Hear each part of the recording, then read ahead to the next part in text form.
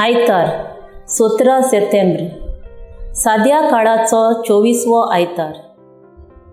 मुखेल वोळ 7 पावटी न्हय पूण 70 पावटी 7.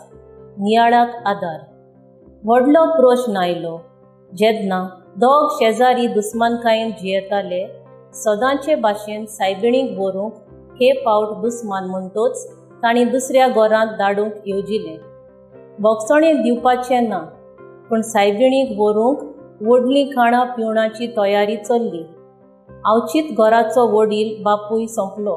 मरण आयलें आनी सायबिणीक 2 दीस थंयच दवरची पडली. मरण म्हणटोच तांकां मरणाक येवचें पडलें. एकामेकाक बोगसून आनी संधान करून 2 दिसां उपरांत तांकांच सायबीण व्हरची पडली. सगळें सायबीण मायेन करून दाखयलें.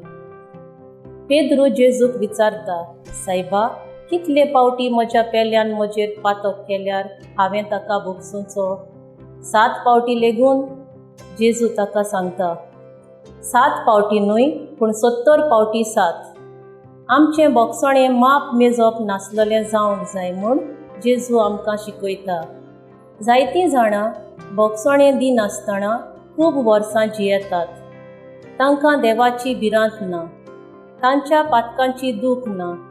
तीं बोगसणें दिवंक निच्यो करिनात.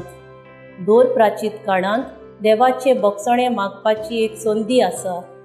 देवाचें बोगसणें मागल्यार जायना. कोणूय आमचेर चुकल्यार तो बोगसणें मागल्यार ताका बोगसूचो. एकामेका लागीं खालतिकायेन बोगसणें मागुया. म्हजो ताराव बोगसणें दिवंकी, मागूंक आनी प्रातून खुशालकायेन जिवंक वावुरतली.